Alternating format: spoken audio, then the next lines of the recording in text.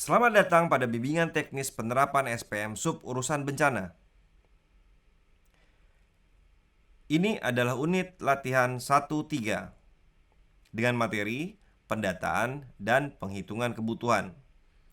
Pada saat Anda mengikuti unit latihan ini, artinya Anda telah menyelesaikan kuis dan latihan mandiri pada unit pelatihan 1-2. Unit pelatihan 1-3 ditujukan untuk memperkenalkan apa saja jenis bencana yang menjadi tuntutan SPM Sub Urusan Bencana. Kemudian, unit ini juga memperkenalkan cara mengidentifikasi jenis bencana yang ada di daerah Bapak Ibu sekalian. Kemudian, unit ini bertujuan untuk menjelaskan mekanisme untuk menetapkan jenis bencana yang harus diprioritaskan untuk ditangani di daerah Bapak Ibu. Selanjutnya, unit pelatihan 1-3 bertujuan untuk menjelaskan cara untuk mengetahui risiko yang dihadapi tiap-tiap warga negara.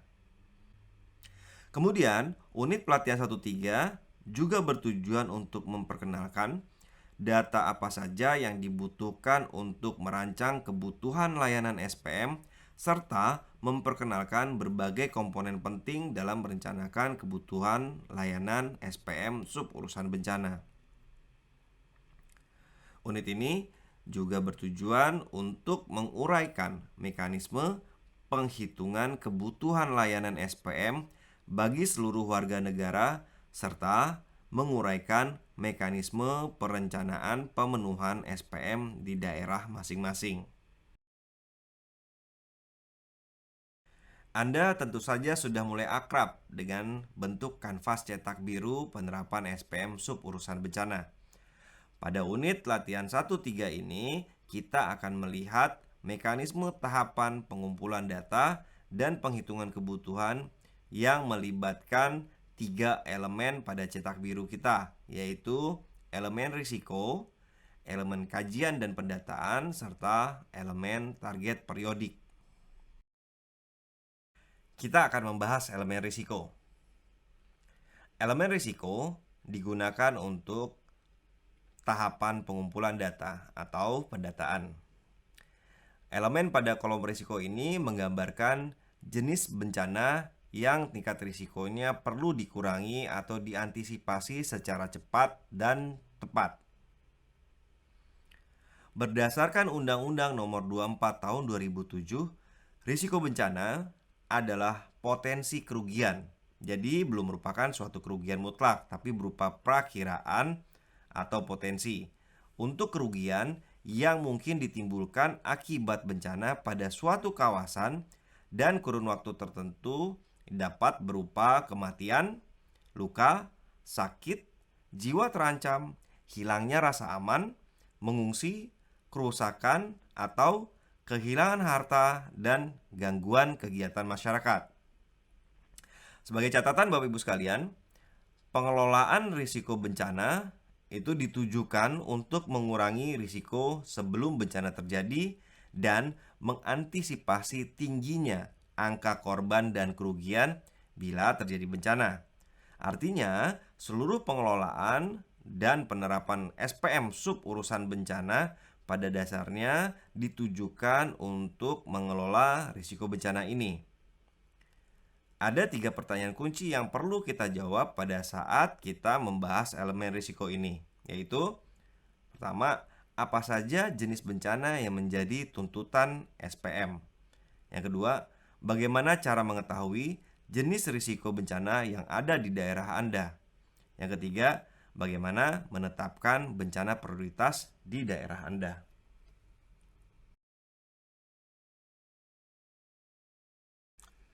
Pertanyaan pertama, apa saja jenis bencana yang menjadi lingkup tuntutan dalam penerapan SPM sub urusan bencana? Terdapat 10 lingkup jenis bencana dalam penerapan SPM sub urusan bencana. Bisa saja suatu daerah hanya memiliki beberapa jenis bencana, atau bisa juga keseluruhan jenis bencana. Lingkup jenis bencana dalam SPM sub urusan bencana adalah: pertama, gempa bumi; kedua, tsunami; Ketiga, letusan gunung api. Keempat, banjir, termasuk banjir bandang di sini. Kelima, tanah longsor. Keenam, angin topan. Ketujuh, kekeringan. Delapan, gelombang laut ekstrim. 9, kebakaran hutan dan lahan. Dan ke-10, epidemi wabah penyakit. Jadi, Bapak Ibu sekalian, seluruh layanan untuk warga negara mengikuti lingkup jenis bencana yang 10 ini. Jika salah satu atau banyak diantaranya ada di daerah Bapak Ibu, maka SPM Sub urusan bencana wajib diterapkan di daerah Bapak Ibu sekalian.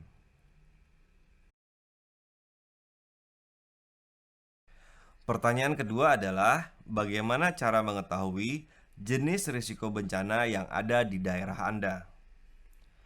Setelah Anda mengetahui ada 10 lingkup jenis bencana tersebut, lalu bagaimana cara kita mengetahui jenis risiko bencana yang ada di daerah Anda? Ada 3 sumber informasi yang dapat Anda gunakan untuk mengetahui jenis bencana yang ada di daerah Anda. Pertama, Anda dapat mengetahuinya dari dokumen kajian risiko bencana atau dokumen KRB daerah Anda. Dokumen KRB ini sekaligus merupakan salah satu sub kegiatan yang termasuk pada layanan pokok SPM Sub urusan bencana. Bukan hanya itu, dokumen KRB juga termasuk dalam pola dasar penerapan SPM sebagaimana yang telah dijelaskan sebelumnya pada unit pelatihan 1-2. Sumber informasi kedua adalah Anda juga dapat mengetahui jenis bencana yang ada di kabupaten kota Anda dari dokumen kajian risiko bencana tingkat provinsi. Bila Anda belum memiliki dokumen kajian risiko bencana kabupaten atau kota tempat Anda bekerja. Jika ternyata Anda mengalami kesulitan mengakses kajian risiko bencana provinsi, maka Anda dapat mengakses data tersebut pada website Inaris yang difasilitasi oleh BNPB. Anda sebaiknya melihat pada Inaris versi website, bukan versi Android ataupun versi iOS. Pada slide, Anda dapat lihat contoh cuplikan tampilan website Inaris untuk Kota Padang, Provinsi Sumatera Barat. Anda dapat mengklik 3 strip pada sudut kanan atas untuk memilih menu yang disediakan pada website Inaris.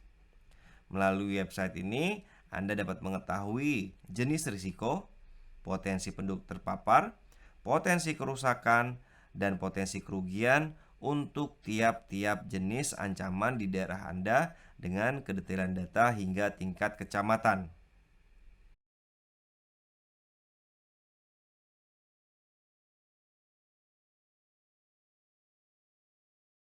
Pertanyaan selanjutnya yang perlu kita jawab adalah bagaimana cara menetapkan bencana prioritas yang harus ditangani terlebih dahulu di daerah Anda?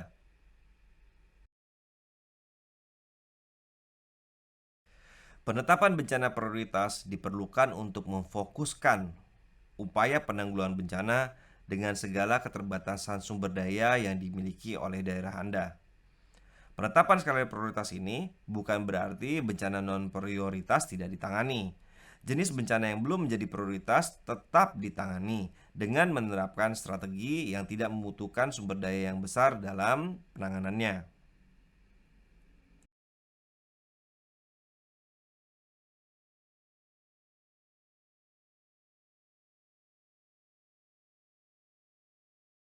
Cara untuk menetapkan bencana mana yang menjadi prioritas dapat dilihat dari 2 variabel, yaitu variabel tingkat risiko dan tingkat kecenderungan kejadian bencana. Tingkat risiko untuk tiap-tiap bencana yang ada di daerah Anda dapat Anda lihat pada dokumen kajian risiko bencana kabupaten atau kota Anda, ataupun kajian risiko bencana tingkat provinsi ataupun pada Inaris.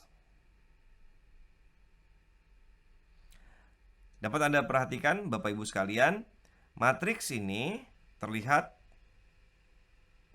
terdapat 3 tingkat risiko, yaitu risiko tinggi, risiko sedang, ataupun risiko rendah.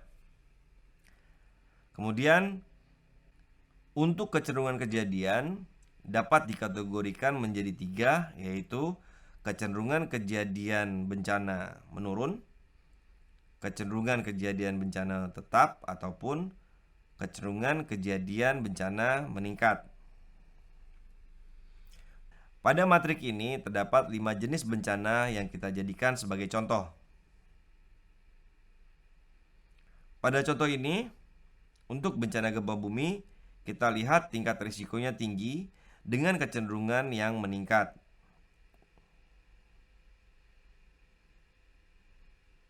Untuk tsunami, tingkat risikonya tinggi, namun kecenderungannya tetap.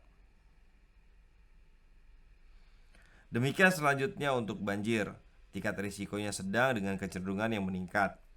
Longsor, kecenderungannya meningkat karena sedang musim hujan mungkin, walaupun tingkat risikonya rendah. Karhutlah kecenderungannya menurun, sedangkan tingkat risikonya sedang. Dari sini, Bapak Ibu sekalian dapat langsung menetapkan skala prioritas untuk tiap-tiap jenis bencana. Untuk bencana-bencana yang terletak pada kotak berwarna merah, ini berarti jenis bencana yang menjadi bencana prioritas untuk ditangani di daerah Anda.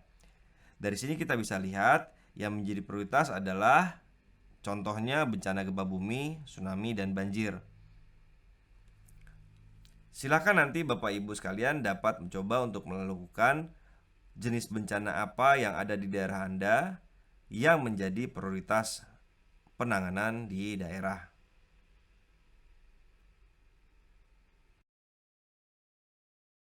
Penentuan tingkat risiko dan kecenderungan ini dapat dilakukan dengan berbagai cara. Pertama, secara analitis, yaitu berdasarkan data dan pendapat ahli secara lengkap. Jadi, untuk tingkat risiko dilihat dari dokumen KRB, sedangkan tingkat kecenderungan didapatkan dari data dan pendapat para ahli. Metode kedua, untuk menentukan tingkat risiko dan kecenderungan ini secara partisipatif, yaitu melalui diskusi dengan aktor dan praktisi yang memiliki pengalaman. Sedangkan yang ketiga adalah metode kombinasi, yaitu alternatif bagi daerah dengan keterbatasan data dan narasumber ahli. Metode ini mengkombinasikan cara analitis dan partisipatif. Setelah mendapatkan masukan dari para narasumber, didiskusikan kemudian dengan para pemangku kepentingan apakah sepakat atau tidak dengan pendapat narasumber tersebut.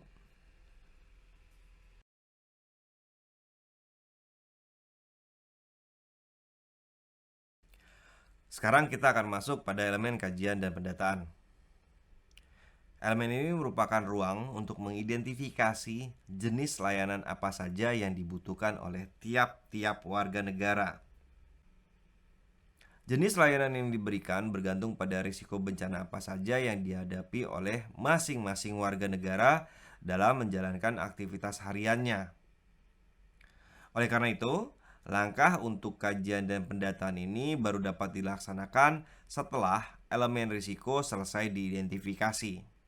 Jadi Bapak Ibu sekalian, pada elemen risiko kita melihat dan mengkaji risiko bencana untuk kabupaten, kota, tempat Anda bertugas. Sedangkan pada elemen kajian dan pendataan kita akan mengidentifikasi jenis layanan berdasarkan risiko yang dimiliki oleh tiap-tiap warga negara. Elemen kajian pendataan merupakan penerapan 2 aktivitas kunci pada skema model penerapan SPM, yaitu pengumpulan data dan perhitungan kebutuhan sesuai dengan Permendagri 101 tahun 2018. Aktivitas kunci ini merupakan penentu dari layanan apa saja yang harus diberikan oleh pemerintah daerah kepada setiap warga negara yang berada di daerah Anda. Pertanyaan-pertanyaan kunci yang akan kita jawab pada elemen ini adalah: pertama, data apa saja yang dibutuhkan untuk menghitung kebutuhan layanan SPM untuk tiap warga negara? Yang kedua, bagaimana mengetahui risiko bencana tiap-tiap warga negara? Jika tadi kita mengidentifikasi risiko untuk tingkat kabupaten kota, maka seperti yang telah saya sebutkan sebelumnya, pada elemen kajian dan pendataan ini kita menurunkan identifikasi risiko tersebut untuk tiap-tiap warga negara. Pertanyaan ketiga adalah, hal penting apa yang dibutuhkan untuk menghitung kebutuhan layanan SPM? Dan terakhir adalah, bagaimana menghitung kebutuhan layanan SPM untuk seluruh warga negara?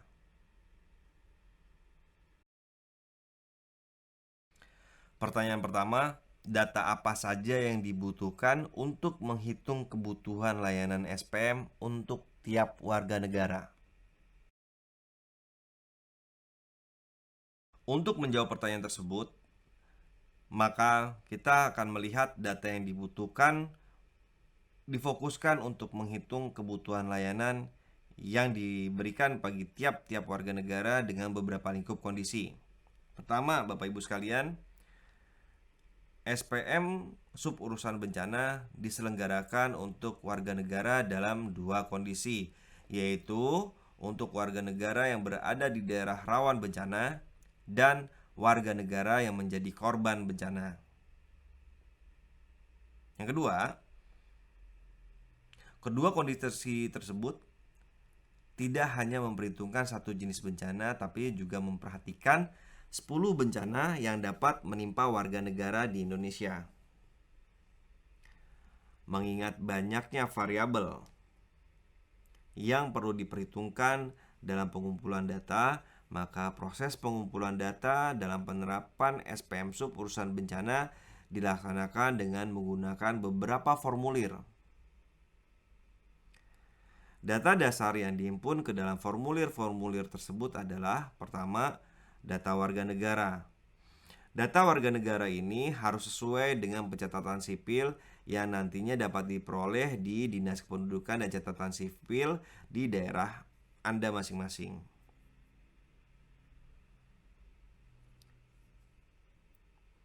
Kemudian kedua adalah data kerawanan bencana.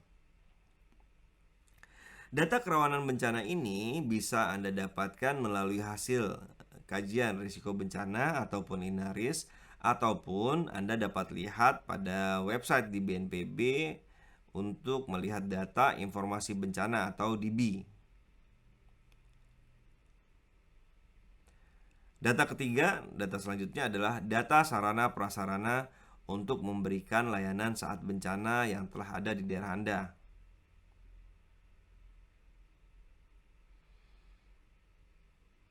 Data keempat yang perlu dikumpulkan adalah data kejadian bencana, sesuai dengan kejadian bencana yang tengah berlangsung.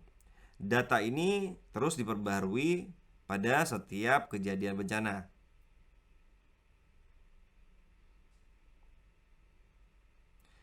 Jadi, untuk kebutuhan data pun ada yang bersifat dinamis. Perubahan pada data akan menghasilkan perubahan juga pada penghitungan pemenuhan layanan SPM sub urusan bencana.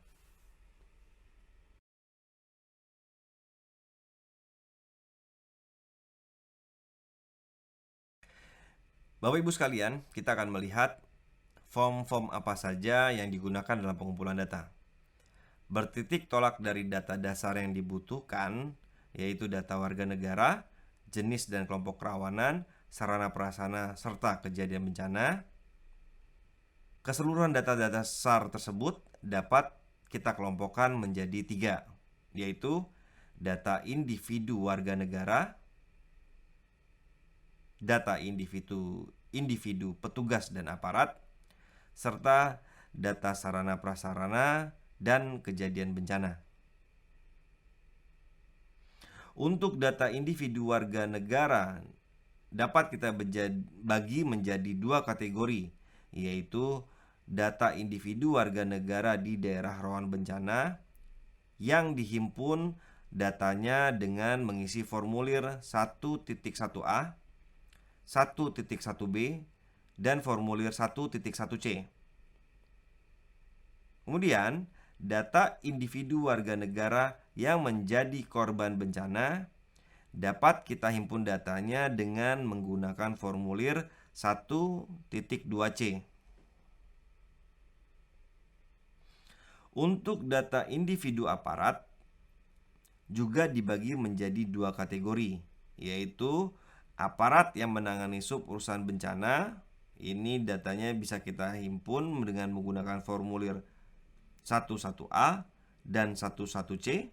Sedangkan untuk petugas yang menangani korban bencana dihimpun dengan menggunakan formulir 1.1A, 1.1D, 1.1E, dan 1.2D. Untuk data sarana prasarana dan logistik, kita dapat menggunakan formulir 1.2A dan 1.2B untuk pengisiannya. Sedangkan untuk data kejadian bencana, kita dapat menggunakan formulir 1.2C.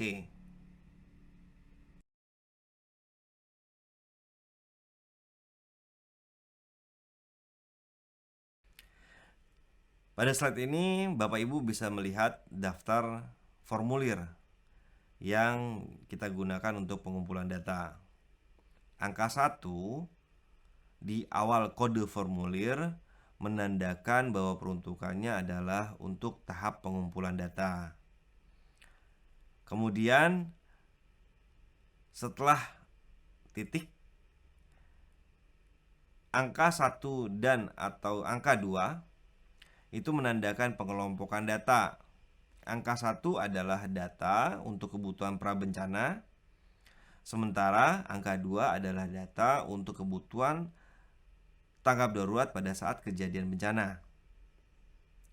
Indeks huruf setelah angka tersebut menandakan pembeda urutan pengelompokan formulir. Jadi akhirnya formulir 1.1a adalah daftar warga negara yang berada di kawasan rawan bencana.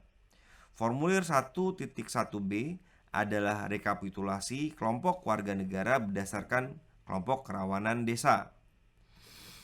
Formulir 1.1c adalah rekapitulasi aparat dan warga negara di kawasan rawan bencana.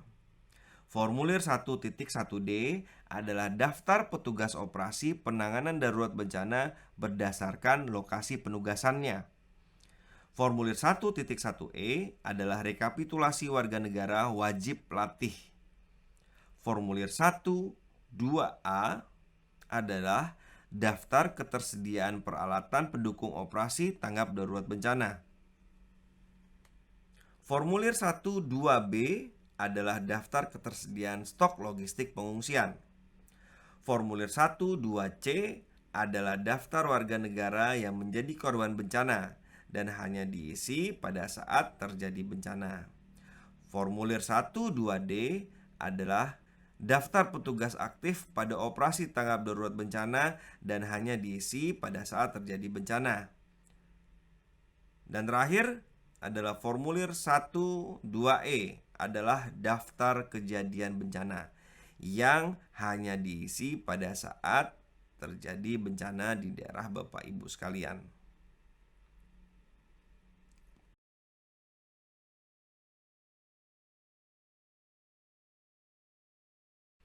Baik, kita lihat formulir 1.1a. Data pada formulir ini digunakan untuk membangun formulir 11b, 11c, 11D, dan 11E. Formulir 11A terdiri atas 3 bagian. Bagian pertama adalah untuk menghimpun data dasar warga negara di kawasan rawan bencana berdasarkan NIK dan nomor KK. Bagian kedua adalah jenis kerawanan tempat tinggal. Ini tinggal Anda checklist berdasarkan jenis kerawanan bencana tempat tinggal tiap-tiap warga negara di daerah Anda. Bagian ketiga adalah peran individu dalam penanggulangan bencana. Apakah ia berperan sebagai warga negara biasa, atau sebagai aparatur, ataupun sebagai petugas operasi darurat bencana.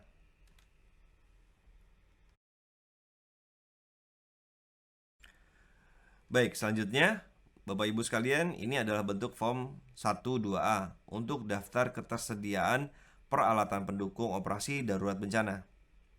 Form ini diisi dengan nama dan jumlah peralatan, kemudian kegunaan dukungannya dalam operasi darurat bencana, serta lokasi peralatan tersebut dengan kondisi setiap tiap peralatan. Selain itu, juga ada form 12B untuk daftar ketersediaan logistik pengungsian. Form ini diisi dengan nama dan jumlah barang, lokasi atau posisi barang tersebut saat ini, serta institusi penanggung jawab dan kondisi tiap-tiap logistik.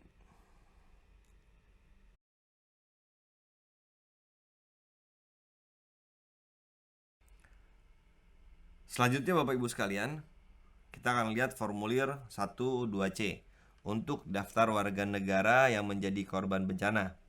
Formulir ini kita isi dan diperbarui untuk setiap kejadian bencana. Jadi, jika pada tahun tersebut terdapat 3 kejadian bencana, maka akan terdapat 3 buah formulir 12C yang diisi. Formulir 12C terdiri atas 3 bagian. Bagian pertama adalah data dasar korban bencana. Untuk memudahkan, format data dasar tersebut disamakan dengan formulir 11A. Jadi, tinggal Bapak Ibu pilih dan di copy paste ke form ini. Bagian kedua adalah status korban bencana. Apakah korban atau pengungsi? Apakah meninggal, hilang, selamat, dan sebagainya. Bagian ketiga adalah peran korban tersebut dalam penanggulangan bencana. Apakah warga negara ataukah petugas? Jadi, bila para petugas yang terdampak bencana juga perlu dicatat sebagai korban bencana. Dengan demikian, data petugas selamat yang dapat diaktifkan dalam penanganan darurat bencana juga dapat diketahui lebih jelas.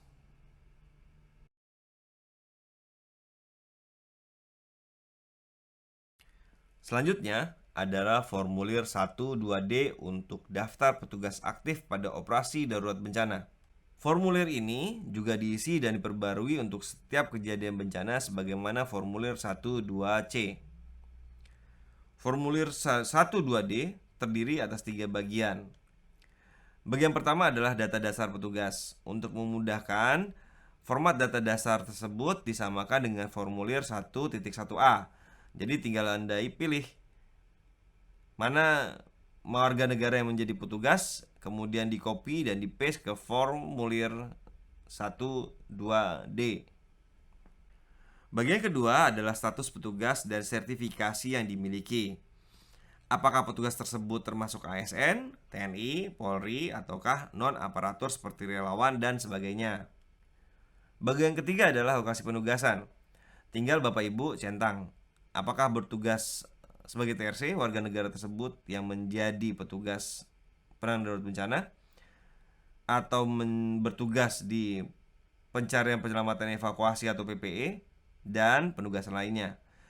Juga lokasi penugasannya perlu diidentifikasi. Apakah warga negara tersebut yang menjadi petugas bekerja dan ditugaskan di posko atau pos komando, ataukah di pos lapangan seperti di kecamatan ataupun desa atau di unit-unit taktis lainnya dalam operasi penanganan darurat bencana.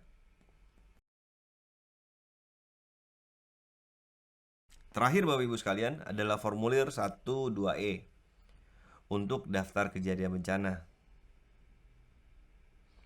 Formulir ini juga diisi dan diperbarui untuk setiap kejadian bencana sebagaimana formulir 12C dan 12D. Isinya adalah nama kejadian bencana, tanggal kejadian, jam kejadian, dan waktu laporan diterima. Jadi kita bisa melihat waktu selah antara jam kejadian dengan waktu laporan diterima oleh BPBD. Kemudian data dalam formulir ini yang perlu diisi adalah apakah status darurat bencana dikeluarkan atau tidak. Kemudian jika dikeluarkan, apakah status darurat tersebut dikeluarkan kurang dari 24 jam setelah laporan diterima ataukah lebih dari 24 jam. Hal ini perlu kita lakukan pendataan karena salah satu mutu layanan yang dipersyaratkan oleh SPM Sub Urusan Bencana untuk penetapan status darurat bencana ini adalah harus kurang atau sama dengan 24 jam. Pertanyaan selanjutnya yang harus kita jawab adalah bagaimana cara kita mengetahui risiko bencana yang mengancam tiap-tiap warga negara?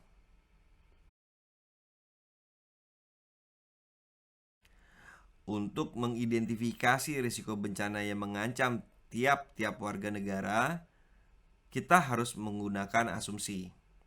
Asumsi pertama adalah bahwa penghitungan kerawanan bencana yang dimiliki oleh warga negara dihitung berdasarkan tempat tinggalnya.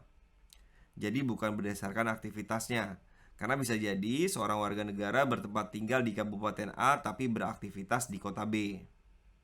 Selanjutnya, Bapak Ibu sekalian, untuk kabupaten kota yang telah memiliki dokumen kajian risiko bencana, maka kedalaman analisis jenis kerawanannya dapat dilakukan hingga tingkat desa, sesuai dengan kedalaman analisa pada dokumen kajian risiko bencana tadi. Jadi, kita bisa mengidentifikasi tingkat kerawanan masyarakat pada level desa atau kelurahan. Sedangkan untuk kabupaten kota yang belum memiliki dokumen kajian risiko bencana, dapat mengacu pada data kajian risiko bencana di tingkat provinsi ataupun Inaris. Yang sayangnya kedalaman data analisanya hanya tingkat kecamatan, sehingga hanya bisa mengidentifikasi tingkat kerawanan masyarakat pada level kecamatan saja.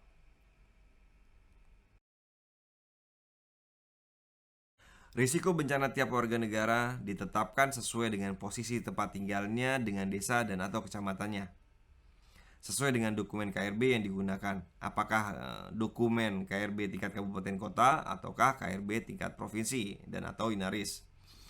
Kerawanan bencana pada tingkat desa diasumsikan menjadi kerawanan pada seluruh penduduk desa tersebut. Jika menggunakan KRB provinsi dan atau Inaris, maka kerawanan bencana pada tingkat kecamatan diasumsikan sebagai kerawanan pada seluruh penduduk pada kecamatan tersebut.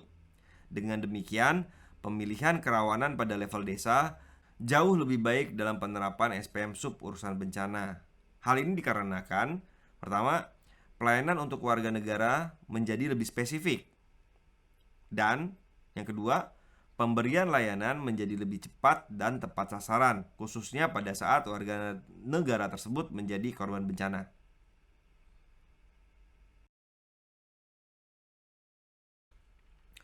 Pertanyaan selanjutnya yang perlu kita bahas adalah apa hal penting lain untuk menghitung kebutuhan layanan SPM Sub Urusan Bencana?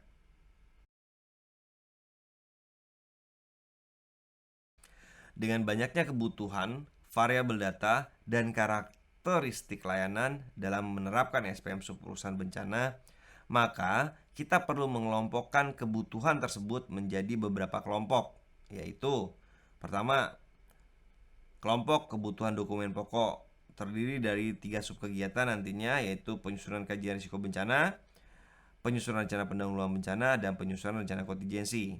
Kelompok kebutuhan data kedua adalah kebutuhan komunikasi, informasi, dan edukasi.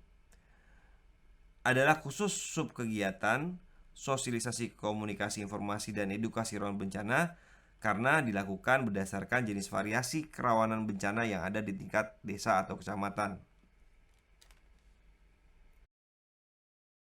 Ketiga adalah kebutuhan-kebutuhan untuk pelatihan pencegahan dan mitigasi. Kelompok kebutuhan data ini khusus untuk subkegiatan pencegahan dan mitigasi karena dilakukan secara spesifik bagi aparat dan warga negara di kawasan rawan bencana. Keempat adalah pengelompokan kebutuhan kesiapsiagaan korban bencana, terdiri dari 3 subkegiatan yang datanya diisi dari sini, yaitu subkegiatan gladi kesiapsiagaan terhadap bencana, subkegiatan pengendalian operasi dan kesiapsiagaan terhadap bencana, dan terakhir adalah subkegiatan penyediaan peralatan pelindung kesiapsiagaan terhadap bencana. Kelompok data selanjutnya yang terakhir adalah data untuk kebutuhan warga negara korban bencana. Pengelompokan data ini adalah khusus untuk seluruh sub-sub kegiatan yang termasuk pada jenis pelayanan penyelamatan dan evakuasi korban bencana.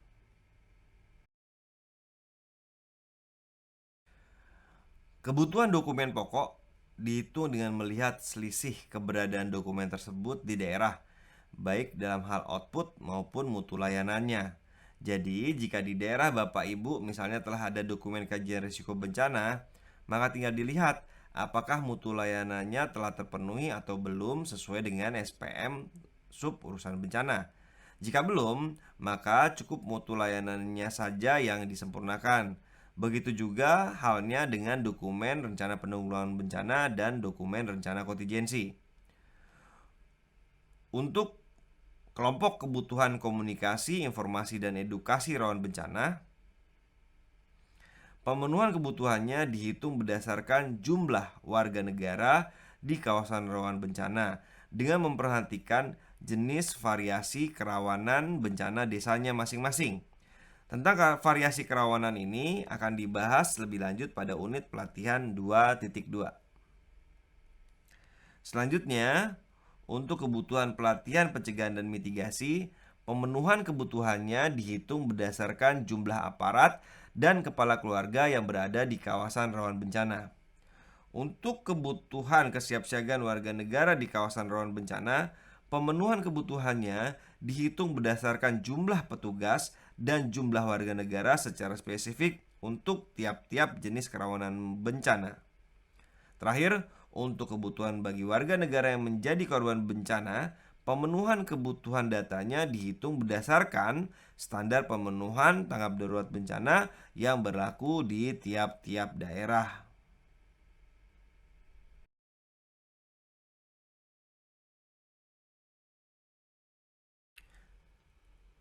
Bapak Ibu sekalian, setelah kita mengetahui apa yang diperlukan dalam pengelompokan untuk memudahkan kita mengambil data, lalu pertanyaan selanjutnya adalah bagaimana kita menghitung kebutuhan layanan SPM sub urusan bencana untuk seluruh warga negara. Untuk menghitung kebutuhan penerapan SPM sub urusan bencana, kita dapat menggunakan dua formulir utama berdasarkan model jenis layanannya. Pertama, formulir 21. Formulir ini diperuntukkan Bapak Ibu sekalian untuk menghitung kebutuhan pelayanan informasi rawan bencana dan pelayanan pencegahan dan kesiapsiagaan terhadap bencana. Yang kedua, ada formulir 22 yang diperuntukkan guna menghitung kebutuhan pelayanan penyelamatan dan evakuasi korban bencana. Formulir 21 diaplikasikan menjadi formulir 21A, 21B, 21C, dan 21D agar dapat mengakomodir karakteristik penghitungan kebutuhan pada level sub kegiatan. Pembagian formulir 21 tersebut didasarkan pada pembagian pengelompokan kebutuhan. Sementara formulir 2.2 diaplikasikan untuk menjadi formulir yang mampu menjawab pengelompokan kebutuhan warga negara yang sedang menjadi korban bencana. Bapak Ibu tentu masih ingat bagaimana kita membagi kebutuhan data dalam beberapa kelompok. Dari data-data yang dikumpulkan pada formulir dengan simbol 1 pada angka pertamanya, selanjutnya kita akan menggunakan formulir dengan simbol 2 sebagai angka pertamanya untuk menghitung kebutuhan pelayanan tiap-tiap sub kegiatan. Formulir 21A digunakan untuk menghitung kebutuhan dokumen pokok. Akan berkaitan dengan formulir terkait data-data warga negara di daerah rawan, data aparat, dan data petugas serta data kejadian bencana. Formulir 21B untuk menghitung kebutuhan komunikasi, informasi, dan edukasi akan berkaitan dengan formulir-formulir terkait data warga negara di daerah rawan dan data aparat yang menangani sub urusan bencana. Formulir 21C digunakan untuk menghitung kebutuhan pelatihan pencegahan dan mitigasi dan akan berkaitan dengan formulir terkait data-data warga negara di daerah rawan bencana, data aparat yang menangani sub urusan bencana, serta data kejadian bencana. Formulir 21D itu untuk menghitung kebutuhan kesiapsiagaan warga negara, akan berkaitan dengan formulir terkait data-data warga negara di daerah rawan, data petugas yang menangani korban bencana, serta data sarana prasarana dan logistik. Terakhir adalah formulir 2.2 untuk menghitung kebutuhan warga negara korban bencana. Formulir ini akan berkaitan dengan formulir data warga negara korban bencana, data petugas yang menangani kondisi bencana, dan data sarana prasarana serta logistik yang dialokasikan untuk penanganan bencana serta data kejadian bencana. Jadi Bapak Ibu sekalian, ada 5 formulir yang dapat digunakan untuk menghitung kebutuhan sesuai dengan kelompok pemenuhan SPM sub urusan bencana.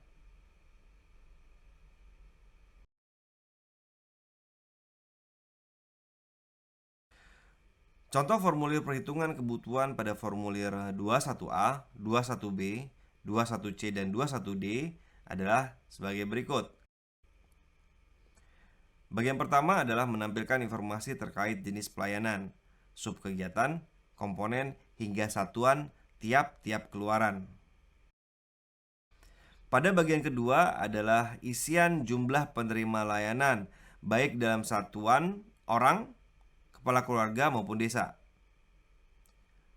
Kemudian jumlah kebutuhan, jumlah yang tersedia saat ini, selisih antara kebutuhan dan ketersediaan, harga satuan, dan total kebutuhan biaya. Itu adalah kolom-kolom pembentuk formulir 21 pada bagian kedua. Untuk isian jumlah penerima layanan merupakan data yang didapat dari formulir 1.1. Jumlah kebutuhan adalah berdasarkan satuan keluaran dengan memperhatikan jumlah penerima layanan. Sementara kolom untuk harga satuan diisi dengan nilai yang berlaku di daerah masing-masing.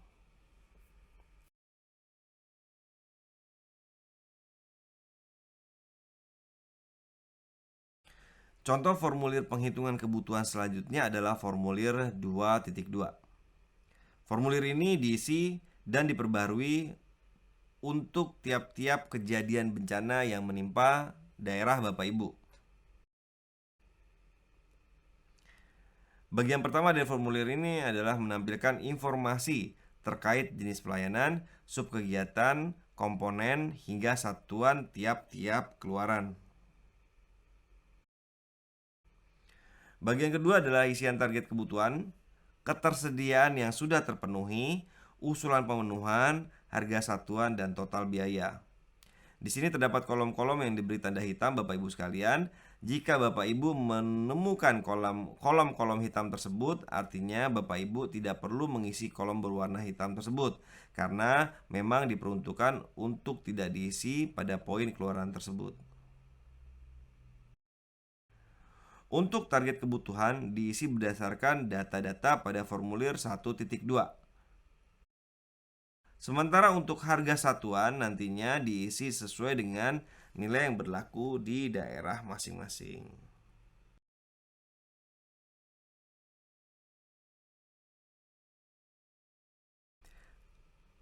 Bapak Ibu sekalian, sampai di sini kita cukupkan terlebih dahulu untuk membahas pendataan dan penghitungan kebutuhan sesuai dengan Permendagri 101 tahun 2018. Dengan harapan saat ini Anda telah dapat mengetahui apa saja jenis bencana yang menjadi tuntutan SPM sub urusan bencana. Kemudian, diharapkan Anda juga telah memiliki kemampuan untuk mengidentifikasi jenis bencana yang ada di daerah Anda masing-masing. Diharapkan juga Anda telah dapat menetapkan jenis bencana yang harus diprioritaskan untuk ditangani oleh daerah Anda. Kemudian, diharapkan juga Anda telah mengetahui data apa saja yang dibutuhkan untuk merancang kebutuhan layanan SPM bagi seluruh warga negara, termasuk pengelompokan layanan dan formulir-formulir yang digunakan. Terakhir, Bapak Ibu sekalian, harapannya adalah Anda telah mengetahui bagaimana cara menghitung kebutuhan layanan SPM bagi seluruh warga negara.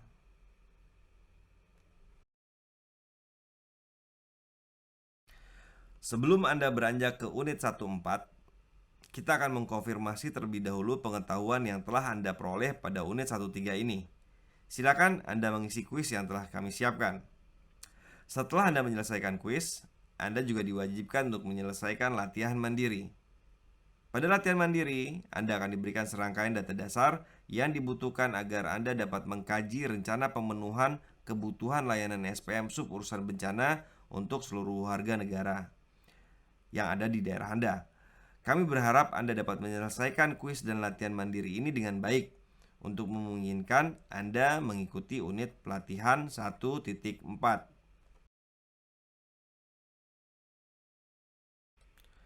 Selamat bekerja.